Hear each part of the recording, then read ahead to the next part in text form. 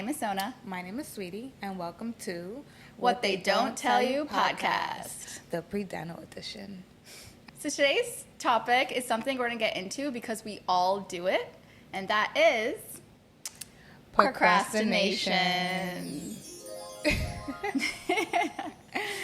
Yeah, so we're going to talk about how to go from the procrastinator to the proactive student. Yeah, so we're basically going to talk on me. Let's talk about me. I know I tend to procrastinate about procrastinating. So if you can relate. What does that mean? I will tell you soon. So it's like, I'm not going to procrastinate. No, I'm not going to procrastinate. And then like you're procrastinating about procrastinating. It's crazy. And if you can relate, write something in the bottom, share with us some of your stories. But yeah, I like to leave things for later. And later just never comes. Never comes. Oh no. And I have suffered severely academically, just in life. I'm currently doing the work to combat that. And I never really had much discipline, and I think procrastination is one of the symptoms of not having discipline. And I need help. And here we are on this podcast to talk about it. To talk about it, yeah. Oh my God. So thank you for being so vulnerable, first of all, because I feel like people hate to admit when they are at fault sometimes. Yeah. And I think this is great that you're admitting, yeah, I procrastinate a lot. And now we're going to talk about what kind of tools there are to help with that and fix that. The only way to get better is to acknowledge it and say, hey, look, I have this issue, and reach out to those people that you see that maybe were there at one time and now are not, or they've done things to get on top of it. For me, I know studying, waiting to the last minute to study. It never worked. It's not going to work. It just does not work. So I don't know why in my head it's just like, yeah, I'll just do it later and I'll just organize it. Or I spend a lot of time organizing how I'm going to do things. Yeah, the prep. So procrastinating to prep, prepping to procrastinate, and then once you're finally done, getting to it. So I feel like there's like many steps to it. The biggest part of studying should be the implementation of it. Right? So, like, yeah, you're prepping. You do need to do that first. I do think you need to get organized, set up a study schedule, whatever you need to do to break down the content. But it's like the actual studying part. That's where you leave the littlest time when you procrastinate. And that's the most important part. Doing the work. And it always sounds good. Like, you can always tell someone, oh, I'm studying, I'm doing the work, or I'm prepping to study. And then you take the exam and you don't do well. And what happened to all those days? Right. And it's like, I thought myself so deep into it, I thought myself right out of it. Again, I'm learning to talk about it more openly and being open to suggestions, because sometimes I know I have some friends that go through the same thing, but they're not really open or receptive to learning. Changing or like new habits. Exactly. Yeah. It's like when you know you're doing something wrong, but you can't get out of that routine. You think like, oh, like I've known this does not work for me for such a long time, but you're so stuck to the routine that you refuse to change. Yeah, because you feel like if I just do it earlier, or if I do the same thing a different way, it might still work. And it's like, girl, let it go. Who are we kidding? Like, stop lying to yourself, because like it's showing. Your results are a reflection of like your work. Sometimes. A lot of times. I love organization, but when it comes to academics, like I can organize a closet, I can organize my kitchen, I can organize anything. But when it comes to organizing how much time I spend studying, what I'm studying, like if I have, right now we have 2 exams coming up. What am I going to study first? What am I going to dedicate what time to? And sometimes I get so caught up on one class that I completely neglect the other one. Yeah. And that's something that is important for me to actually build that muscle now, because we're going to have such a, like, what is the schedule like in dental school? Oof. Like, it's going to be vigorous. It's going to be a lot. So being in the program right now and understanding the level of procrastination that I'm on right now, it's unacceptable. It's not going to work. And I have to shift that somehow. So we're going to share some of the tools that I'm learning currently, some of the things that got her through that. Were you ever a procrastinator? I can't even picture that. Right? Just like, I don't do it anymore, but I've definitely done it in the past. So I think because of that, I do have some tools, hopefully to share with you guys and share with you too. And let's see if they work for you or not. The other day, I got a new planner. Shout out to Sona for putting me on. So I've always used planners incorrectly. If you're not using it correctly, like that's not benefiting you like at all. Yeah. So those are important things to know. Like I go on Pinterest and I'm looking up how to color code, how to do certain things. I still have a hard time doing it. What would you say to me? Preparation is key in anything you want to be successful at. You need to do the prep work before you even like begin. That can be seen in different ways for different people.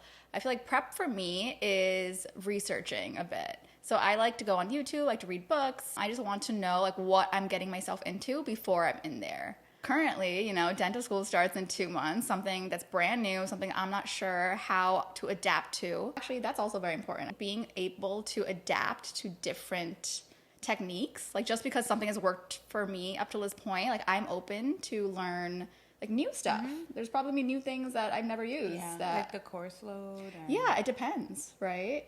I know like a lot of people use like Anki. That's never worked for me, but maybe it will for a different class in there. Like I don't know.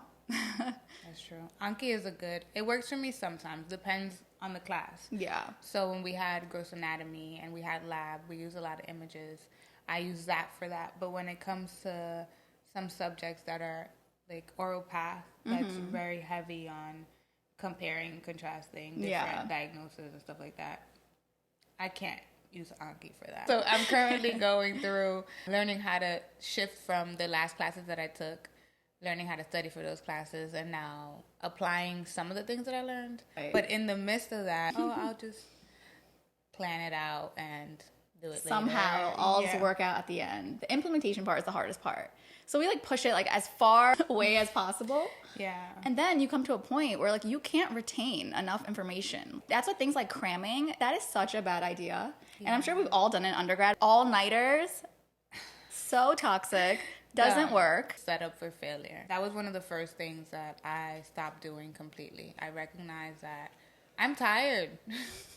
I don't want to be up till 4 a.m. and then have to be up at 7, 8 o'clock for whatever I have going on. Sleep deprivation, you're not going to be able to focus. No. You're going to do poorly. Every time I have a lecture, I will look at it several times. I do think repetition is key. Repetition. It's how often you look at the material. So like I'll look at the entire lecture before even going to class, right? And do my own highlights. Yeah, see, and it helps. So now you go into class, you already know what he's kind of talking about. Even if you don't know what the meaning is, you know the gist. And that way you're in class, you can focus on exactly what the professor is telling you, write down his notes, then you look at it again after the class a third time with it all together. Yeah, so I just started that. I would always wait until class started. I'm just like, okay, I'll just wait until you tell me what's happening. When I started looking at it before class, I would just highlight a few things. If there were words I didn't know, I would just find a definition, write it down. If I had any questions, write it on there. When class comes, it's not the first time you look at it. Sometimes there's some professors that go at a faster pace. Sometimes people think just showing up is enough. Like, oh, I just showed up and he's supposed to teach me. Like, that's his job. But, like, are you doing your job? And that brings me back to when I used to blame my teachers for my bad grades. Right. Oh, my God. I used to be like, oh, I hate that professor. Like, she doesn't know what she's doing. He doesn't know this. And it's just like... It's so easy to blame someone else. Your professors are your guide. They guide you. They help you.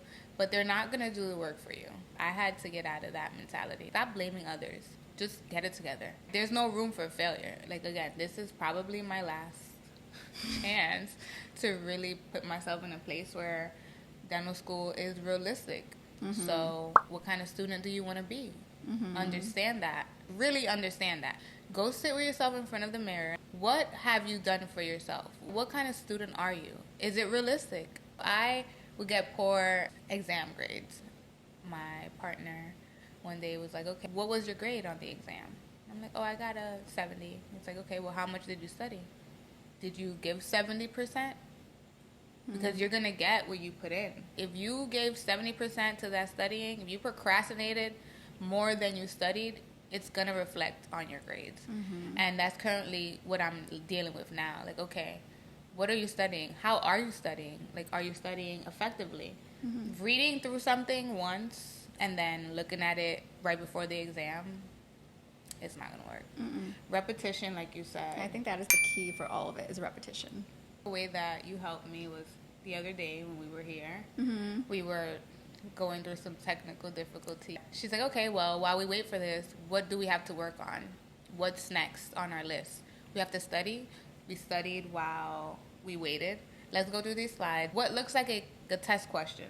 That's something I learned from a different YouTuber that I watch. She's also in med school. She looks at the content as in what could be a potential test question. And ever since she said that, that's what I do. And I swear, like, those are the kind of questions that are on the exam. It makes sense. It's a good way to, like, look at it.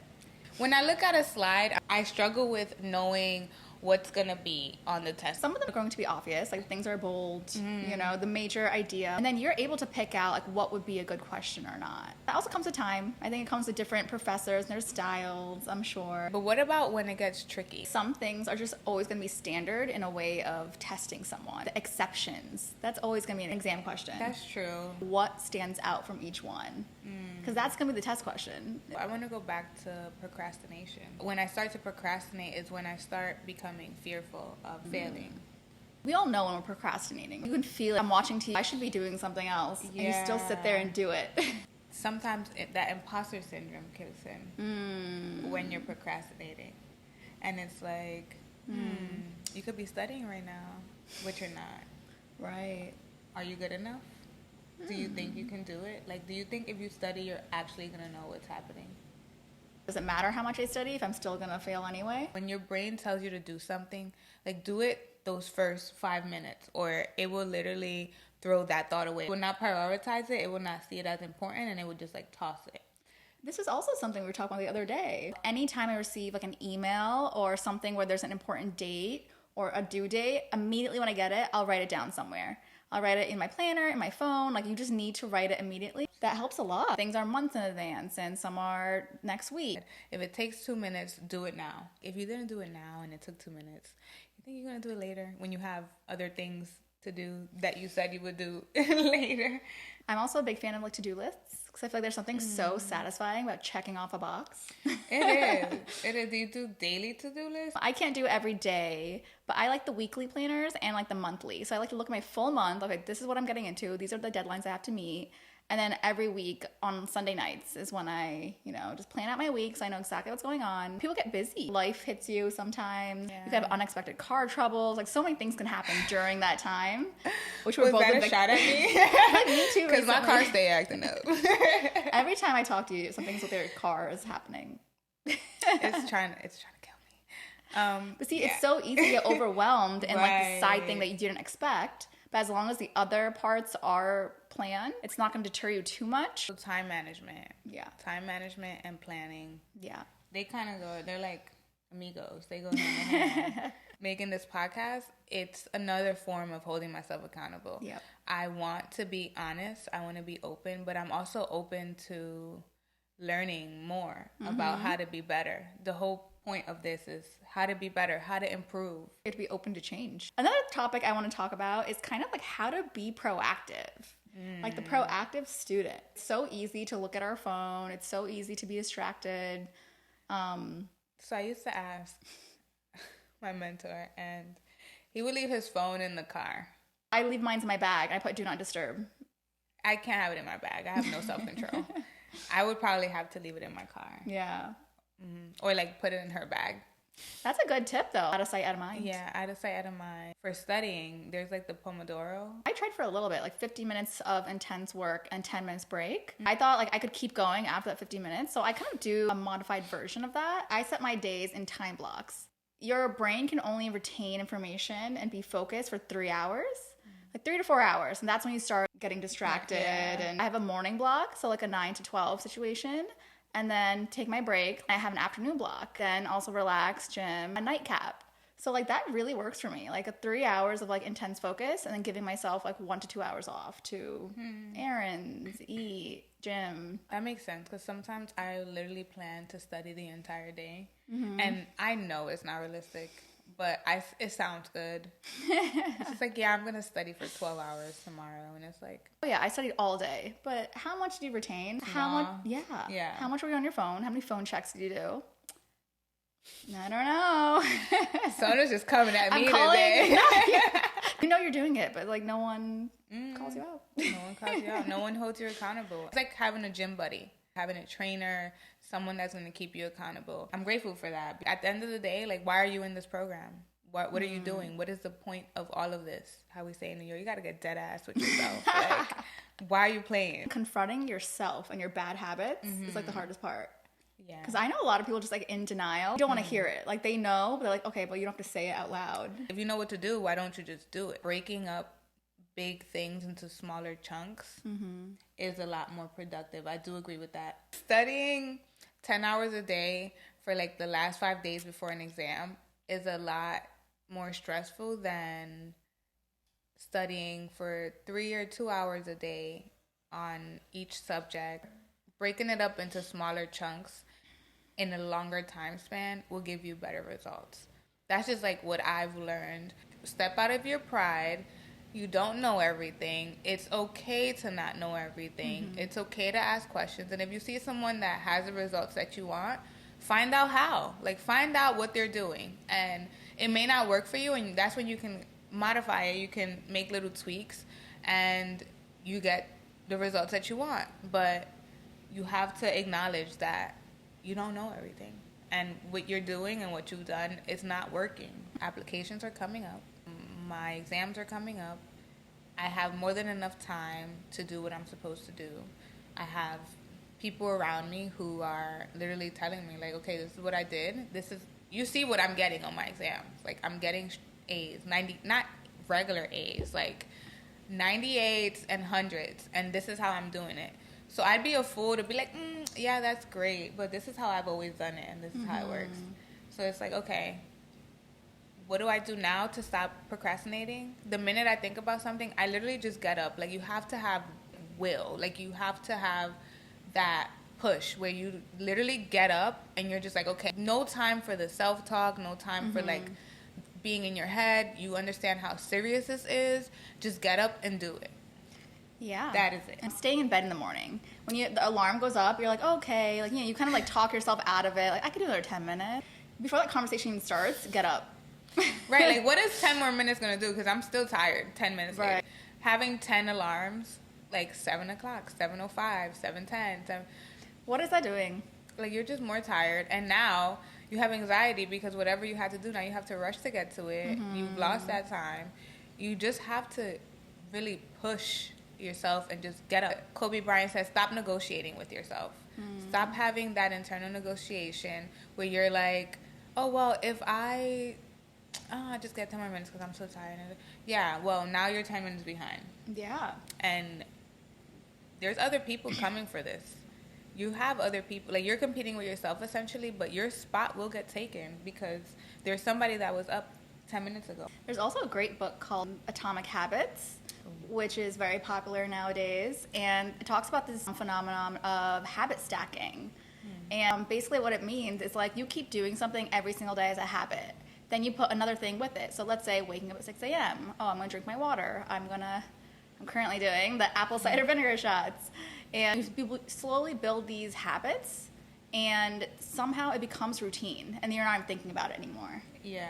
And I feel like that is such a great way to look at it. Because maybe initially it might be hard, like setting a time block. Let's say I have to study every time. But eventually it's going to be habit. You're like, oh, that's just what I do. That is what I do. Like, habits become discipline. Yeah. Discipline. That's the word for the day.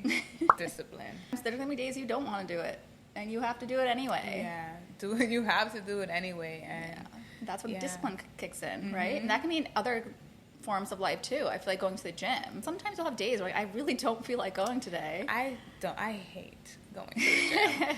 But I never regret going. When after, I'm like, oh, I'm so glad I came. So you do have to do it. You just have to do it. Like, even if you push it off for later, like, it's still there. Even if you do it later, you're setting yourself up for negative thoughts and anxiety, and just, who has time for that? That's what I have. Wouldn't to life be myself, much better right? without the stress of like worrying about an exam? I never feel she's like, oh, it's just a little too quiet, and I'm like, Sona, what do you mean? Like we're like scrambling here. She's like, well, did you do what I told you? Like after class, did you organize your notes? Did you look at it? Like every week, you have to treat it as if your exam is next week. Think about it. You're in lecture for, let's say, 3 hours for a class, right? You have the rest of the week to master those 3 hours. You're procrastinating. If you master that lecture that week and follow that schedule every week, by the time it's exam season or exam time, you're just reviewing notes. Again, repetition. You're reviewing the content you already know. So I never feel stressed. That's terrible. But I don't. It's true. And like it's not like I was always like this. I've learned that through this master's program. Yeah. What were you like before? And what were some of the changes that you made? The things we all go through, right? So like the all-nighters, and like we glorify that too. I remember in college, it was finals week. We're like, haha, like we all had coffee 3 times a day, and we did all-nighters in the library. It seems like, wow, we're such good students, but it's like it's actually the opposite. I had an exam my first semester in the program, and we had like 70 questions, and by like question 40, I was exhausted. I had no stamina. I just had no stamina. And I feel like working out has helped me kind of build that mental stamina. Clarity, too. Yeah, and that clarity, too. Because 70 questions is a lot, and you're timed. So, like, you think about that. Yeah. You're timed. It's a lot more questions. And you're ready. You did an all-nighter, so you're exhausted. Your reflexes are already slow. Yeah. Because you're not on top of your game. Right. I'll study the gist of things, but not enough to know it. If I asked you a question about it, which is the whole point of an exam. So, like, you'll read all these words, like, oh, I remember seeing these words. That's about it. So what's the takeaway? Like, what's the... How do we stop? Get organized. Yeah. That's always going to be number one. Find the way that works for you to get organized, too. You don't need to do to-do lists, especially for guys. Sometimes it's hard to have a planner. As long as you have a list somewhere, even if it's like notes in your iPhone, like something where you know, like, okay, this week, this is what I have to get done. Even your Apple Calendar, Google Calendars. Google Calendar is awesome. Yeah, you can see on all platforms. And just seeing your month in advance, there's no way you can miss a deadline. So many people think just showing up is like enough. Oh yeah, me. I'm like, I went to class. Like, what else do you want? I'm spending 10 hours watching the same lecture and not performing because I'm procrastinating. Like busy work. Busy work. That's actually a really good thing to talk about. Yes. The busy work. When I posted on my Instagram, I asked some people what was some of the things that helped them study. And she said, I didn't spend too much time on things that I already knew. People keep studying things they already know. Because it feels good. Yes, it's like self-motivating. But then you don't even look at the things that are dreadful or, you know, are a little more complex or hard. And guess what? There's going to be questions on both. So that's something also to think about. Like, if you already know it and you can memorize it, there's no reason to keep going. Focus on also the things that you struggle with the most. Going back to when I took my DATs, I mean, math is my least favorite subject. I think all of science people, some people love it. I don't know. Yeah. But I'm not math is not it for me. So that was the one subject I spent the least amount of time on because I just did not enjoy it. And guess what? That was my lowest score.